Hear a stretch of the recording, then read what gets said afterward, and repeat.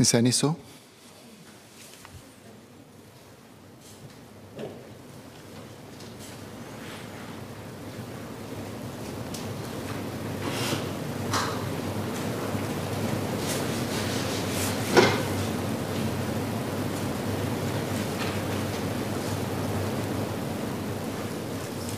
Mr. Speaker, sir, may I have your permission to take questions 13 to 17 together as they are related to family violence and sexual violence? Yes, please. The MSF works closely with the Community-Based Family Violence Specialist Centres, FVSCs in short, and PAVE's Integrated Services for Individual and Family Protection Specialist Centre to provide support to all persons, regardless of gender, who experience any form of violence. The support provided includes safety planning to reduce the risk of violence recurring, facilitating alternative safe accommodation for survivors away from perpetrators, supporting survivors through the Personal Protection Order PPO application process, referring them to legal aid where necessary, making police reports of violent or sexual offences committed against them, and working with them and their families where applicable on their longer-term needs. Beyond addressing immediate safety risk, FVSCs and PAVE also provide counselling to survivors to address their psychosocial needs such as trauma arising from the violence. There are also various support and therapeutic groups run by the community, including FVSCs and PAVE for survivors of family or sexual violence to speak about their experiences in a safe and supportive environment. Survivors who have mental health or trauma needs are also able to seek services from mental health professionals of restructured hospitals, including those with specialized trauma clinics. The MSF will continue strengthening interventions for families who have experienced trauma due to family violence. As recommended by the Multi-Stakeholder Task Force on Family Violence, we will cater for a forensic-trained psychologist at each of the FVSCs and PAVE to enable them to work more effectively with survivors and perpetrators. This includes addressing trauma and mental health concerns, providing assessment and intervention to identify and address risk factors and needs relevant to the perpetrator's abusive behavior, and working with the social workers to engage in safety planning for survivors. Taken together, the assessment, intervention, and safety planning can help to reduce the risk of repeated violence. The MSF is also working with social service agencies to develop and implement a common assessment and intervention framework. This framework will enable frontline professionals to better identify family violence cases, make timely referrals, and facilitate discussion of cases across agencies where relevant, and support the agencies in managing the risk and addressing needs of both survivors and perpetrators.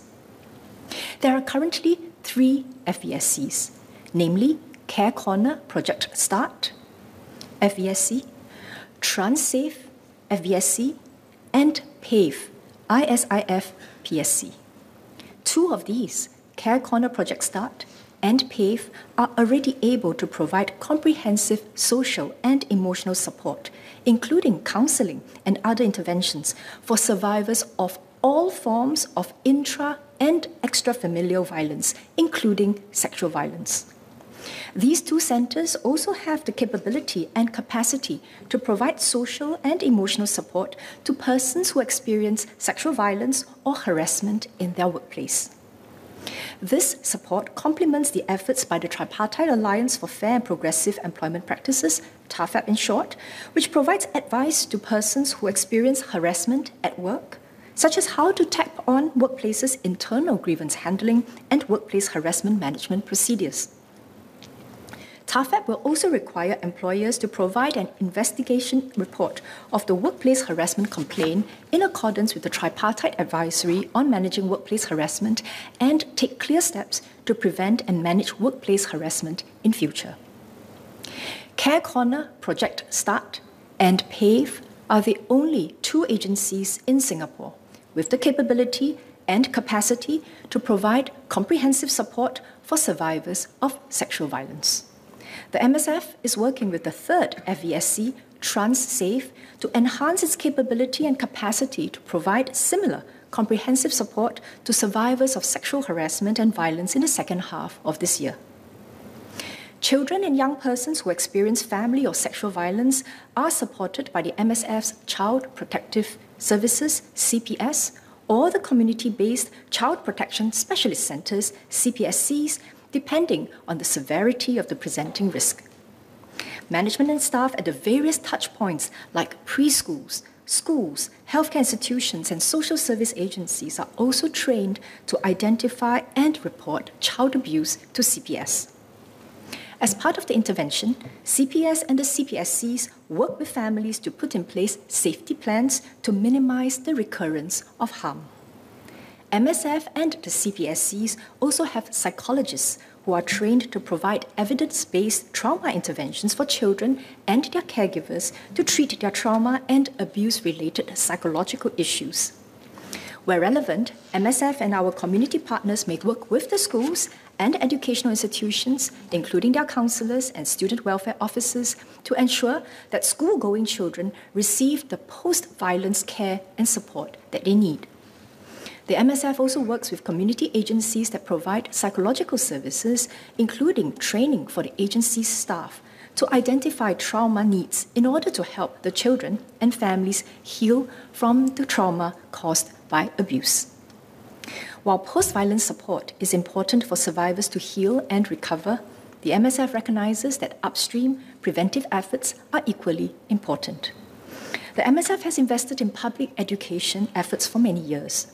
The Break the Silence public education campaign was launched in 2016 and was refreshed in November last year to increase awareness of the different types of abuse, such as sexual abuse, psychological and emotional abuse, and to encourage bystanders, survivors, and perpetrators to seek help. This is in line with the recommendations of the Task Force on Family Violence, and the MSF has also started promoting the use of the signal for help, which is a hand signal that can be used by survivors to discreetly indicate that they need help. To further amplify this signal, MSF has incorporated it into its Break the Silence campaign logo. On working with community partners to detect violence, MSF actively seeks out and collaborates with community partners and organizations to strengthen community detection of violence and refer persons experiencing violence to available support. In 2021, MSF worked with 16 organizations across the people, public, and private sectors, including educational institutions, grassroots organizations, and religious organizations, to provide family violence awareness training to over 1,100 staff and volunteers. The MSF will continue expanding our outreach to more organizations, particularly partners that are likely to have direct contact with survivors of family violence or with groups that are at a higher risk of family violence and sexual violence. We welcome more organizations to step forward and partner us. On preventive efforts, the MSF works closely with our partners on various fronts. For instance, the MSF has enhanced the marriage preparation program to include topics such as adverse childhood experiences and its impact on relationships, with the aim of increasing couples' awareness of family violence and building healthy relationship skills. Additionally, the MSF has developed a set of respectful relationship narratives, which is aligned with ongoing efforts by the government and community partners to educate youth on healthy and respectful relationships, with the aim of inculcating positive behaviors from a young age. The MSF is currently working with partners to align and incorporate these narratives into programs. These will complement ongoing efforts by the MOE to equip students with age-appropriate knowledge and skills to maintain healthy and respectful relationships, including through the character and citizenship education curriculum. Thank you. Carrie Tan.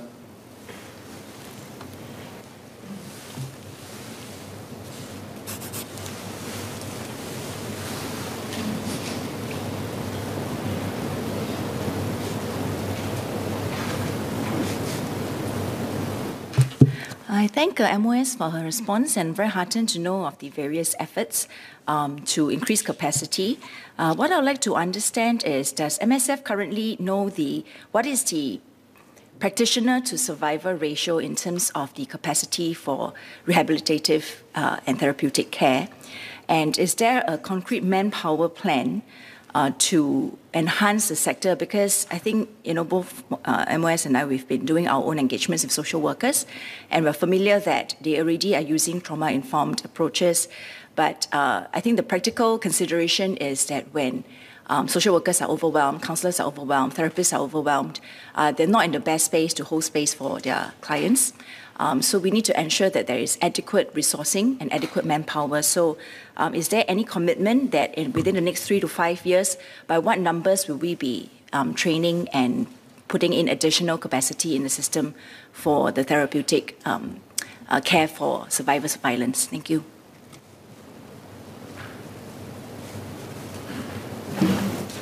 I thank the member for her supplementary question. The MSF regularly and closely monitors the capacity of our FVSCs as well as PAVE to ensure that they are adequately resourced to be able to provide effective support to clients who need their help. So the FVSCs regularly report case numbers to the MSF. We monitor to ensure that they are able to manage their caseload. And when necessary, the MSF is prepared to increase the capacity of the FVSCs as a whole to be able to effectively help survivors and perpetrators of family violence.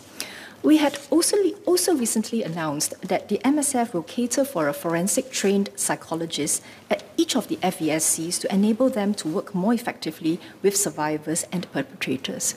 I also want to add that there are, apart from the FVSCs, other social service agencies who also form their own therapy groups, support groups, and these support groups actually complement very well with the government's efforts to ensure that there is support for survivors and perpetrators alike.